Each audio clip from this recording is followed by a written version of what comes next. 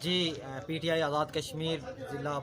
باغ کے سینئر رہنما راجہ محمد روشن جوہر آج باغ پریس کلب سجاد شہید پریس کلب میں ایک پریس کانفرنس کرنے جا رہے ہیں. چلتے ہیں اس وقت ہم باغ پریس کلب میں اور دیکھتے ہیں کہ راجہ روشن جوہر کس ٹاپک پہ اور کس حوالہ سے پریس کانفرنس کرنے جا رہے ہیں. لیجئے آئیے سنیے. انتہائی واجب الاحترام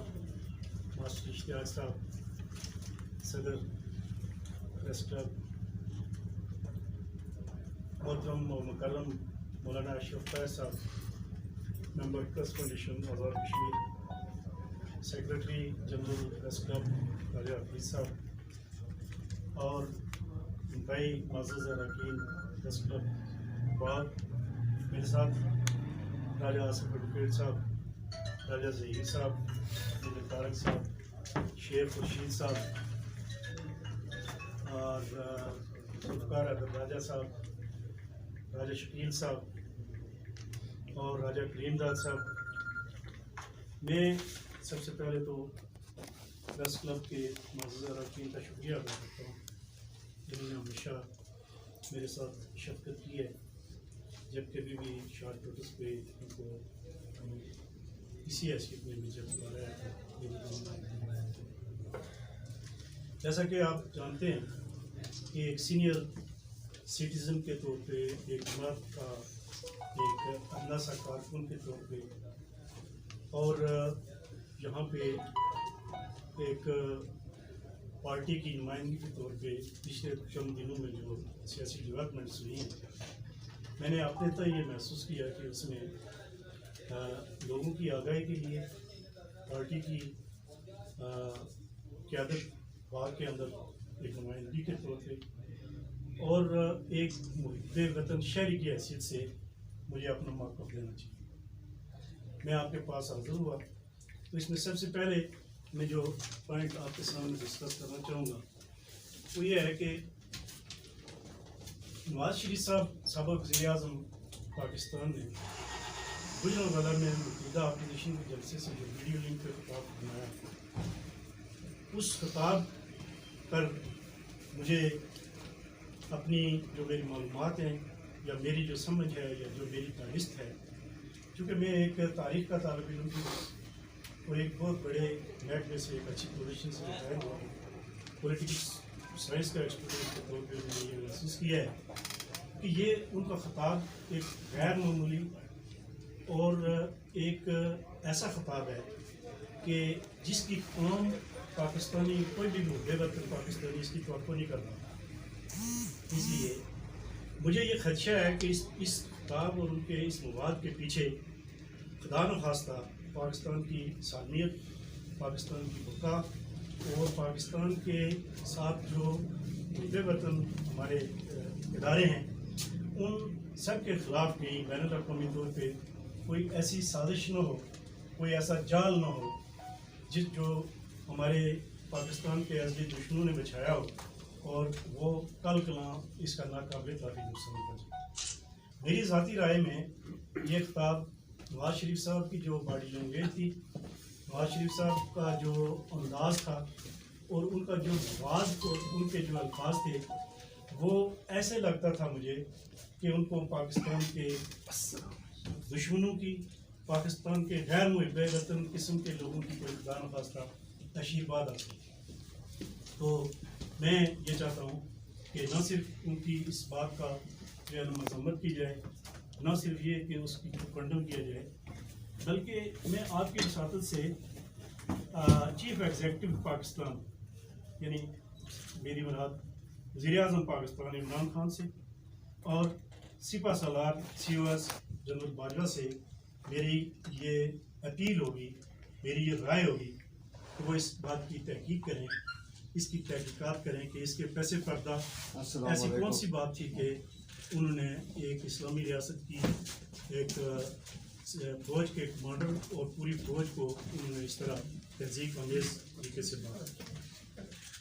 میں یہ سمجھتا ہوں، میری جو ذاتی رائے ہے وہ یہ ہے کہ ان کی اس گفتگو میں بغاوت کے عناصر ہیں. ان کی اس گفتگو سے وہ مجھے ایسے لگتا ہے کہ پاکستان کی سالمیت کے خلاف جو 5th جنریشن وار چل رہی ہے، پروپیگنڈا کیا جا رہا ہے، یہ کہیں اس سلسلے کی کوئی کڑی ہے جو اس سے پہلے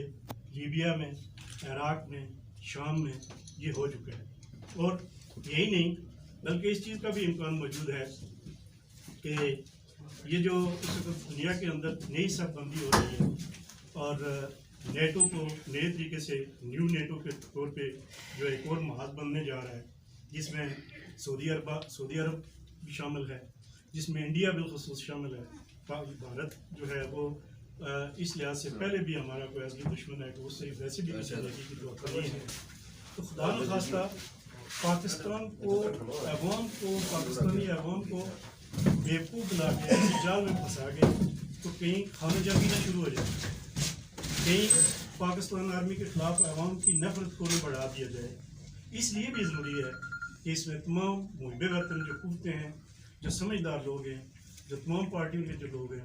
ان کو چاہیے کہ وہ اپنا کردار دیں. دوسری جو بات ہے وہ یہ ہے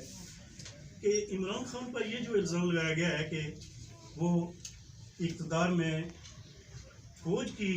کندھوں سے وہ آئے ہیں، میں اس سے اتفاق نہیں کرتا. عمران خان نے 22 سال تک آپ کے سامنے مسلسل جدوجہد کی اور ہمیشہ اسٹیبلشمنٹ کے خلاف، اور ہمیشہ فوجی ایون جنرلز کا نام لے کے وہ کہتے رہے کہ ان کو سیاست میں عمل دخل نہیں دینا چاہیے. اگر وہ اس طرح کے بندے ہوتے جس طرح کے نواز شریف صاحب یا ہمارے دیگر جو اس سے پہلے لوگ گزرے ہیں سیاست میں، تو وہ جنرل مشرف سے مل کے بہت پہلے وزیر اعظم بن سکتے. لہذا آپ کے سامنے ان کی جو 22 سالہ جدوجہد ہے اور ایک بیانیہ ہے، اس بیانیے اور اس جدوجہد کو پذیرائی بخشی گئی اور پاکستان کی واضح اکثریت نے ہر ایک اکائی سے ان کو قبول کیا، اور آپ کی 60% سے زائد جو یوتھ ہے بلا تنخواہ انہوں نے ان کے اس بیانیے اور اس کی ان کے ساتھ ان کی محبت کے نتیجے میں ان کو پاکستان کا وزیر اعظم بنایا. یہ اور بات ہے کہ پاکستان کا وزیر اعظم بننے کے بعد ان کی جو کابینہ ہے، ان کے ساتھ جو ساتھی ہیں، ان کی کوئی ناتجربہ کاری کی وجہ سے یا بہت بڑا کوئی زنگ ہونے کی وجہ سے وہ اتنا ڈیلیور نہیں کر سکے جتنا لوگ اس کی توقع رکھتے ہیں. لیکن اس کا یہ مطلب ہرگز نہیں لیا جا سکتا کہ خدا نخواستہ عمران خان جو ہے وہ کسی لحاظ سے بھی اپنے اس بیانیے سے، ان کی حکومت سے، ان کی قابلیت سے، ان کی پاکستان سے کے ساتھ لگن سے یا کسی اور ملی بھگت کے ساتھ جو ہے ہم یہ کہیں کہ وہ آئے تھے یا ان کی کوئی کمٹمنٹ میں کمی تھی. لہذا میں یہ سمجھتا ہوں کہ اپوزیشن کا یہ جو کہنا ہے کہ وہ فوج کی وساطت سے یا فوج کے حوالے سے جو ان کے ساتھ جو ایک ان کا الزام ہے، اس کو بھی میں کلیتاً مسترد کرتا ہوں. اور پی ٹی آئی کے جو میرے ساتھ لوگ ہیں وہ ان سب کی طرف سے یہ کہنا چاہتا ہوں کہ عمران خان جو ہیں وہ پاکستان کی سالمیت، پاکستان کی بقا اور پاکستان کے روشن مستقبل کی ضمانت ہیں. اور متحدہ اپوزیشن جو ہے ان کی اکثریت محب وطن ہے، ان کے ساتھ چلنے والے لوگ محب وطن ہیں. اگر کسی وجہ سے، بے روزگاری کی وجہ سے، مہنگائی کی وجہ سے یا کسی اور وجہ سے کوئی شہری ان سے ناراض ہے تو اس کی اصلاح احوال ہونی چاہیے، نہ کہ اس کا یہ مطلب لیا جائے کہ ان کو ان کے خلاف ان کو سازشیں کی جائیں، ان کو ہٹا کے ملک کے اندر افراتفری پیدا کی جائے، ملک کے اندر منارکی پھیلائی جائے، ملک کے اندر ملک کو پھر ایک دفعہ ڈی ریل کر کے واپس جو ہے نا کسی طرح کوئی ڈکٹیٹرشپ کی طرف دھکیلا جائے. میں اس حوالے سے تیسری جو بات آپ کے سامنے رکھنا چاہتا ہوں وہ یہ ہے کہ اپوزیشن کے پاس کوئی ایجنڈا نہیں ہے. یا تو یہ ہو کہ اپوزیشن ایک متحدہ طور پہ کوئی ایسا ایجنڈا بیان کرے کہ جناب آپ یہ پالیسی ترک کریں، یہ پالیسی چھوڑ دیں. سوائے ایک مہنگائی کے کسی ایک پوائنٹ پہ اتنے مختلف خیال، مختلف نظریات رکھنے والی جو پارٹیاں ہیں وہ اتنا واہ ویلا کر رہی ہیں، اتنا شور شرابہ کر رہی ہیں، اور اس کے پیچھے مجھے یہ لگتا ہے کہ ان کے اپنے اپنے مفادات ہیں. وہ اپنی اپنی جو این آر او لینا چاہتے ہیں، وہ اپنی اپنی چیزوں کو پس پردہ رہ کے پاکستان کو نقصان پہنچ سکتے ہیں. چنانچہ ان کو دیکھا دیکھی میں یہاں مقامی طور پہ بھی جو ہمارے بعض لوگ ہیں، بعض پارٹیاں ہیں جنہوں نے یہاں پہ جو پاکستان کی آرمی کے زندہ باد کے جو نعرے لگائے ہیں اس پہ بھی میں اپنا نقطۂ نظر آپ کے سامنے. پاکستان آرمی کسی ایک جماعت کی آرمی نہیں ہے. پاکستان آرمی کو اوپنلی زندہ باد کے نعرے لگانا ایک بیوقوف دوست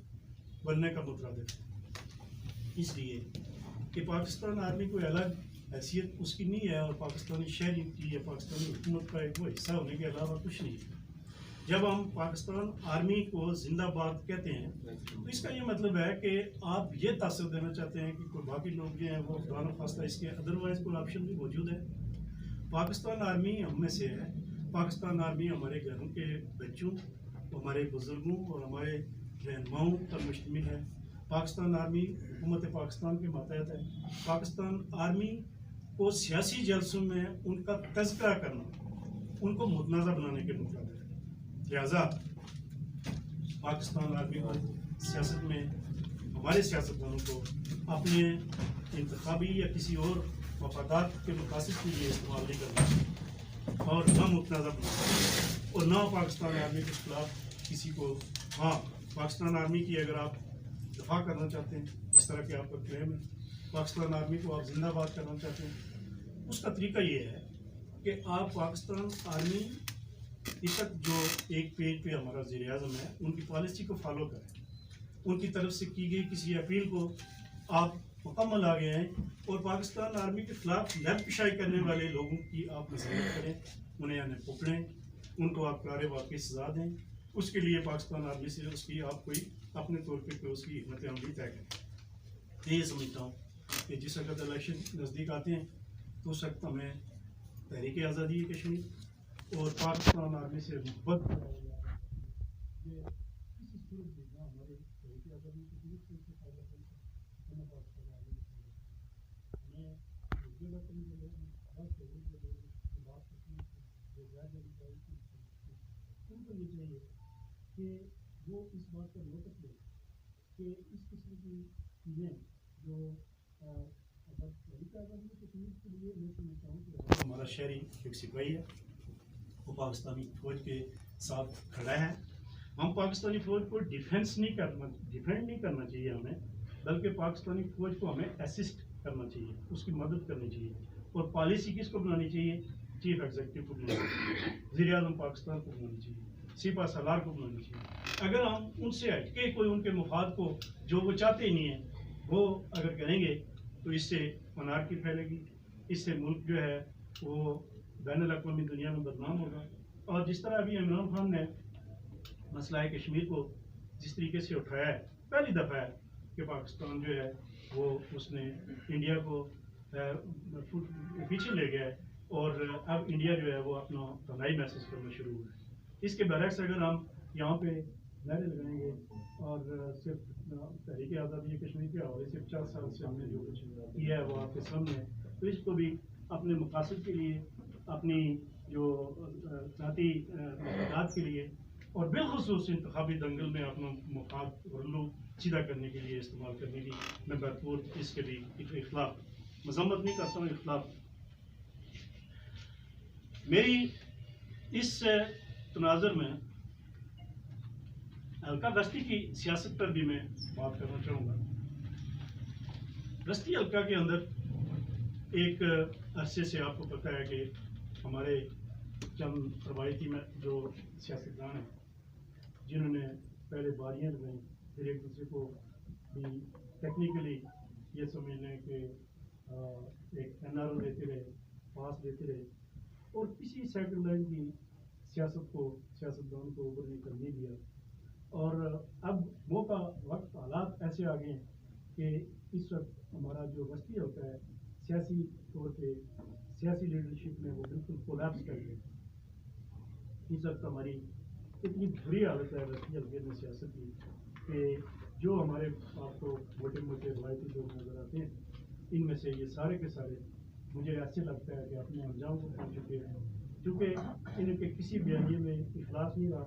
اور ان کے کسی بیانیے میں انہوں نے کوئی کبھی بھی اگر کچھ کیا ہے تو وہ اس کا کوئی آؤٹ پٹ، اس کا کوئی رزلٹ نہیں ہے. بالخصوص یہاں میں نام لے کے یہ کہوں گا کہ 2011 سے لے کے 2016 تک سردار قمر الزمان صاحب یہاں پہ وزیر رہے، وزیر اور ہمیشہ کی طرح طاقتور وزیر رہے، لیکن بدقسمتی سے ان کے جو سابقہ دور تھا، سابقہ دور میں جو ان کی خدمات تھی، سابقہ دور میں 2011 سے پہلے عوام کے اندر جو ان کے لیے احترام تھا، محبت تھی، وہ سارے کا سارا ختم ہوا۔ اور میرے نزدیک اس کی وجہ یہ تھی کہ سردار قمر الزمان نے اس 5 سالہ دور میں جو ڈلیوری دی، وہ اپنی ذات کا اور اپنی اولاد سے ہٹ کے کسی باہر کسی آدمی کے لیے، کسی اور برادری کے لیے، کسی اور پارٹی کے لیے، کسی اور آدمی کے لیے، پارٹی کے لیے کوئی کام نہیں، بلکہ بڑے ایک مارشل قبیلے سے ان کا تعلق ہے۔ بڑے بڑے جو نمبردار اور باعزت لوگ جب جاتے رہے، ان کو وہ بے عزت کرتے رہے، پیسہ بٹورا انہوں نے، بے تحاشا انہوں نے دولت بنائی، اور عوام سے انہوں نے نفرت کی، اور لوگ ان کے خلاف۔ میں یہ سمجھتا ہوں کہ سردار قمر الزمان کی جو ایک سیاست تھی وہ ٹوٹلی ختم ہو چکی ہے، وہ اپنے انجام کو پہنچ چکے ہیں، اور انہوں نے، ان کا سب سے بڑا جرم میں مجھے محسوس کرتا ہوں کہ انہوں نے اپنے پیچھے کسی کو ڈیولپ نہیں ہوئی،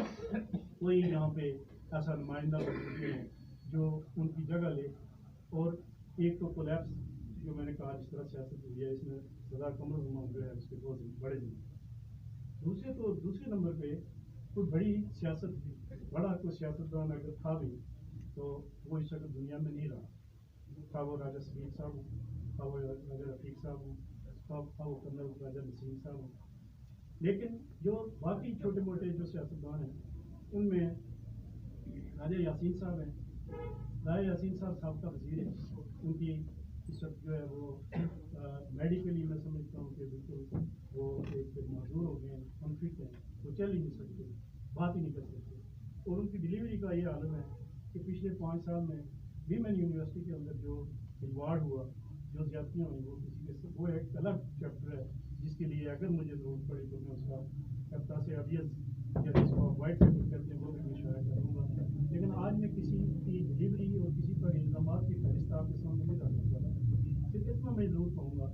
کہ گزشتہ 5 سال کے عرصے میں راجہ یاسین صاحب واحد آدمی تھے جو ایک صحیح سیاسی کارکن کے طور پہ اپوزیشن کا رول ادا کر سکتے تھے، لیکن انہوں نے کوئی رول ادا نہیں کیا۔ ایک سنگل بیان اس 4.5 سال کے عرصے میں انہوں نے نہیں دیا، اور وسطی حلقے میں جتنا کچھ ہوتا رہا اس کا سمجھ نہیں آئی کہ اپوزیشن میں کون ہے اور انتظار نہیں۔ اسی طرح راجہ مشتاق منہاج صاحب ہیں جو ایک حادثے کی پیداوار تھے، جن کو ایک بہت بڑی اپرچونٹی ملی، 4.5 سال کے بعد انہوں نے میرے دباؤ اور اشتہار دینے کے بعد اگر وہ وسطی حلقے میں آئے تو 2-4-6 جگہوں پہ جھوٹے اعلانات کرنے کے بعد وہ پھر غائب ہو گئی۔ اور ان کا کوئی، ان کی مثال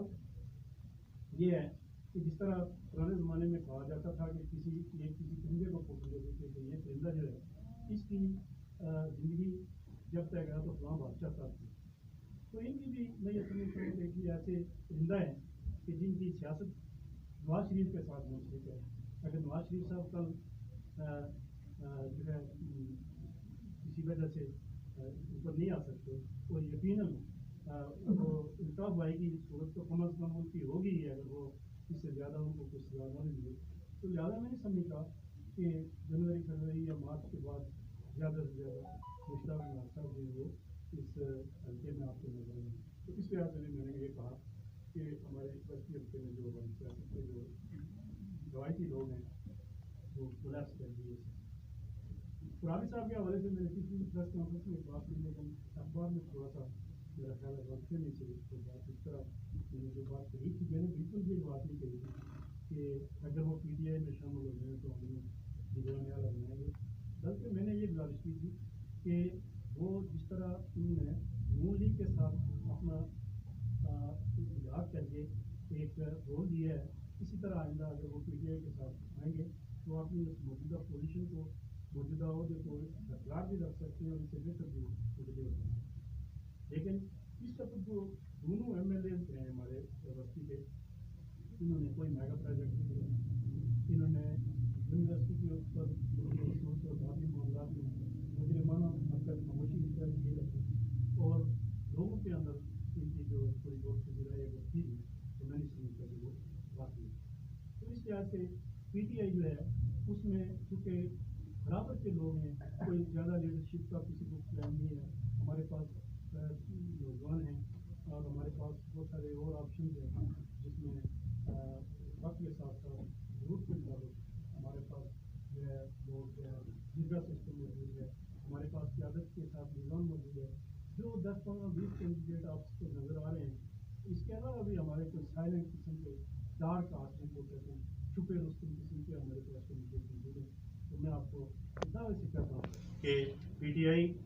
کی قیادت جس کو ٹکٹ دے گی وہ ہمارے کہنے پہ دے گی، ہمارے جرگے کے کہنے پہ دے گی،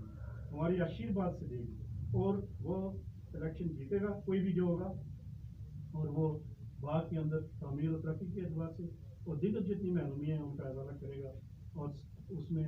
کسی قسم کی کسی ایک پارٹی کے لیے، کسی ایک برادری کے لیے، کسی ایک علاقے کے لیے کوئی اس طرح کا انفرادی سلوک نہیں کروایا کرے گا جس طرح ماضی میں ہوتا رہا. اور میں یہ سمجھتا ہوں کہ سب کے لیے ایک جس کو کہتے ہیں کہ سواد اور اصول نسبت کے مطابق جو ہے باغ میں آپ کو جو ہے وہ نظر آئے گی. اور اس کے علاوہ میں کوئی آپ کا سوال ہو تو اس موضوع پہ وہ بات کی جاتی ہے. کا سوال ہے کہ آپ نے کہا کہ عمران خان بھی ایسٹیبلشمنٹ کا آپ کا جو بیانات ہیں اس میں بہت جگہ پایا کہ ووٹ کے حساب سے مداخلت نہیں کرنی چاہیے، اور اس میں جرمنوں کا نام لے کر اس میں ووٹ کے بیانات نہیں. یہی بات جب نواز شریف نے کہی تو اس کو آپ غضب قرار دے رہے ہیں. جب یہی باتیں جب عمران خان کہہ رہے تھے تو ان کو آپ مجبوراً قرار دے رہے ہیں. یہ تضاد ہے آپ کی زندگی کے اندر. ہاں، وہ اس طرح میری وضاحت اس سلسلے میں یہ ہے کہ عمران خان نے ہمیشہ یہ بات کہی کہ اقتدار میں آنے کے لیے اسٹیبلشمنٹ کا سہارا نہیں لیا جانا چاہیے. اور یہ جو آج مثلا لوگ نواز شریف کے لیے یا ذوالفقار علی بھٹو مرحوم کے لیے کہتے ہیں کہ یہ جنرلوں کی پیداوار ہے، اس حوالے اور اس سینس اور اس تناظر اور اس بیک گراؤنڈ میں عمران خان نے کئی دفعہ کہا کہ یہ لوگ اس اسٹیبلشمنٹ کے ذریعے آئے. یہ بالکل نہیں کہا کہ میں بھی ان کے ذریعے جاؤں گا، بلکہ اسی لیے ان کو 22 سال تک جدوجہد ہے. اچھا، یہ بتائیں کہ ابھی جو اپوزیشن کی طرف سے پاکستان میں، خیر یہ پاکستان کے لیول کا سوال ہے کہ یہ جو مظاہرے ہو رہے ہیں آپ کی حکومت، وہ 11 جماعتیں اکٹھی ہو چکی ہیں، آپ کی اکیلی ایک جماعت ہے، تو یہ کیسے مقابلہ ہوگا؟ کیا ان کے جو مطالبات ہیں یا ان کا جو نظریہ ہے وہ کس حد تک کامیاب ہو سکتا ہے اپوزیشن کا پاکستان کا؟ اپوزیشن کا جس طرح میں نے پہلے کہا کہ سوائے اس کے کہ لوگ سے ناراض ہیں جی، اور اپوزیشن کے تمام لوگوں کی اگر آپ تقریر سنیں تو کسی ایک مہنگائی کے علاوہ کوئی ایک سنگل اور سمپل کوئی آپ کو اسٹیٹمنٹ نہیں ملتی. بس یہ ہے جی کہ مہنگائی، یہ مہنگائی آپ کو یاد ہوگا کہ فیلڈ مارشل ایوب خان کے خلاف بھی مہنگائی کی وجہ سے چلی، اور آپ کو پتہ ہے کہ ذوالفقار علی بھٹو کے خلاف بھی مہنگائی کا ایک چلا تھا.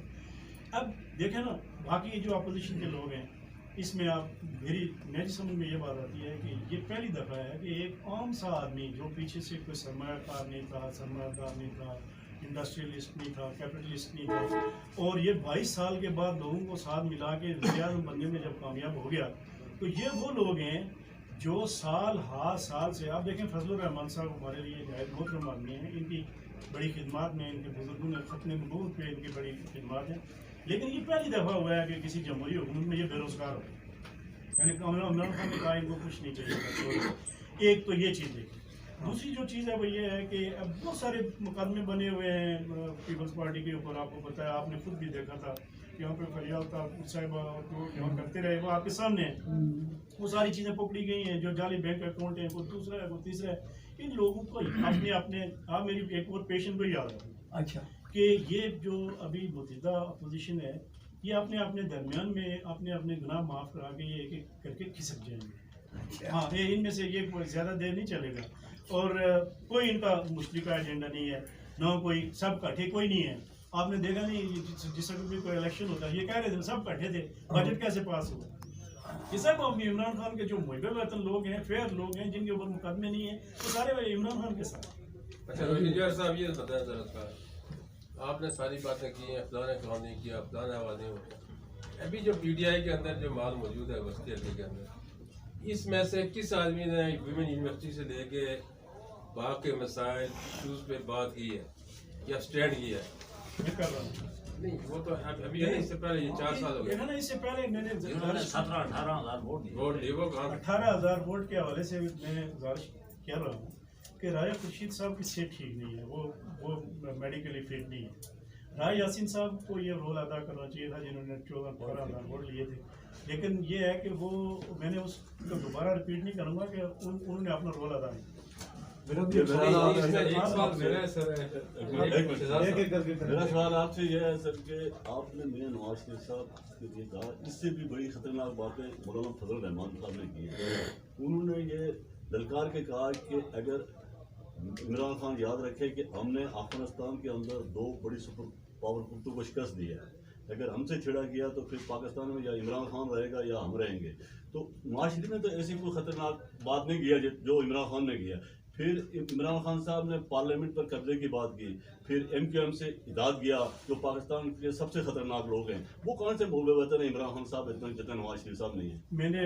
یہ کہا کہ ایک تو یہ اس میں آپ کو گزارش کروں کہ مولانا فضل الرحمان صاحب نے جو بات کی ہے وہ پاکستان کی دھرتی میں بیٹھ کے کی ہے اور اچانک سے نہیں کی ہے. ان کا موقف ہمیشہ میں نے کہا کہ اچھا اس طرح رہا کہ انہوں نے خدمت ان کی پاکستانی ہونے پہ اور ان کے مسلمان ہونے پہ اور ان کی دیکھیں نا ان میں سے کسی کی انڈیا میں کوئی انویسٹمنٹ نہیں ہے. مین جو چیز ہے نا، 2 چیزیں جو ہیں وہ بالکل اس کو ممیز کرتی ہیں ان 2 باتوں میں. ایک یہ کہ آپ یہ دیکھیں کہ پاکستان کے ایک یہ واحد صنعت کار ہیں نواز شریف صاحب جن کی اپنی ایک بہت بڑا سرمایہ ہے، $60 کروڑ سے زائد. مجھے اس کا ایگزیکٹ فگر تو نیچے ہو سکتا ہے، اس سے زیادہ کی انویسٹمنٹ ان کی انڈیا میں موجود ہے. دوسرا یہ ہے کہ یہ کافی عرصے سے کیس چلتا رہا، یہاں رہے، یہ یہاں پہ ان کو باضابطہ ایک عدالت نے سزا دی اور پھر اس کے بعد انہوں نے محنت گلا کر کے یا کسی اور طریقے سے یہاں پہ ایک گئے تھے عدالت سے اجازت لے کے. تو یہ سارا کچھ ان کو جا کے وہاں کیسے یاد آیا؟ بعد میں پہلے سے ادھر موجود تھے. جبکہ جو فضل الرحمان کو اس کا اس لیے نہیں کر سکتا، یہی بات ہے اگر نواز شریف صاحب یہاں پہ جب وہ صاحب عدالت سے باہر نکل کے کر دیتے تو میرا خیال ہے وہ اس پر تو ان کی محب وطنی پہ شبہ نہیں کیا جا سکتا. لیکن اب ان کی مثال مجھے لگتی ہے اس مغلوب دلی کی جو چاروں طرف سے جس کو گہرا تنگ ہو جاتا ہے تو وہ پھر وہ بڑے سے بڑی طاقتور پہ حملہ کر دیتی ہے. اب جو وہ پاکستان کو قربان کر کے اپنے مفادات جو ہیں اپنا NRO لینا چاہتے ہیں. تو ویسے اگر مجھے یہ اضافی طور پہ ماسٹر صاحب آپ صدر ہیں، مجھے اگر آپ کی وساطت سے یہ جو ہے میری یہ آواز اگر عمران خان صاحب تک پہنچے تو میری ذاتی رائے یہ ہے کہ ملک کی سالمیت کے لیے بہت ساری جو اس وقت قوتیں اکٹھی ہو گئی ہیں، تو ایک حکمت عملی کے تحت اگر وہ یہ تھوڑا سا کوئی مولانا فضل الرحمان صاحب کو کوئی NRO دے دیں، ہلکا سا کوئی نوکری دے دیں تھوڑی سی، اور جو ہے پیپلز پارٹی کو بھی تھوڑی چوڑی ٹھیک کر دیں، تو نواز شریف صاحب اور ان کے ساتھ جو لوگ پاکستان کی جو ہے غداری کے میں سمجھتا ہوں متعلق ہو رہے ہیں، تو ان کی جو ہے ان کو کیا کردار تک پہنچایا جانا چاہیے. یہ ویسے میری ذاتی رائے ہے. وہ ہم نے فری ہینڈ دینا ہے پارٹی کی قیادت کو، اور پارٹی کی قیادت کو اگر ہم فری ہینڈ دیتے ہیں یقیناً جس کو وہ ٹکٹ دیں گی ہم اس کے ساتھ ہیں. لیکن اگر ہم نے یہ دیکھا کہ اس ٹکٹ میں خدا نخواستہ کوئی ایسا الیکٹیبل، کوئی ایسا بندہ جو پہلے کشمیر لیگز کے تحت 10 کروڑ روپے کی کرپشن کا پہلے سے وہ اس میں مرتکب شدہ ہے، یا ہم نے یہ دیکھا کہ کسی وجہ سے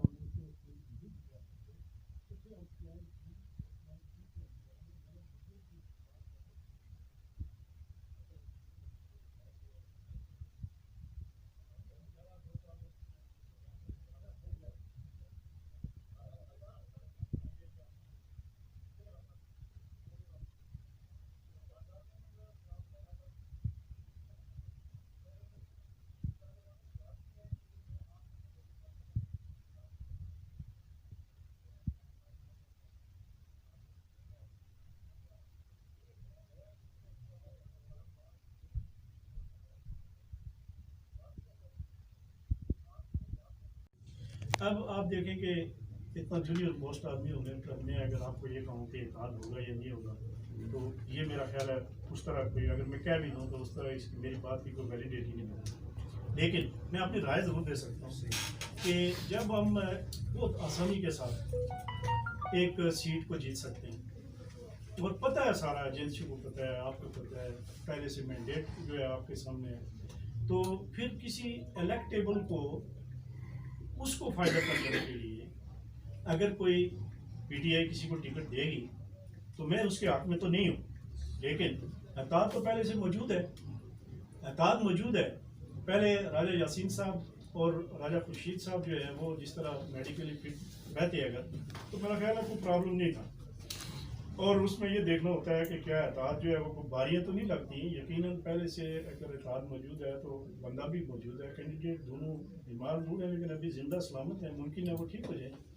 تو اس میں تو کوئی اتنا ایشو نہیں ہے. لیکن اگر فرض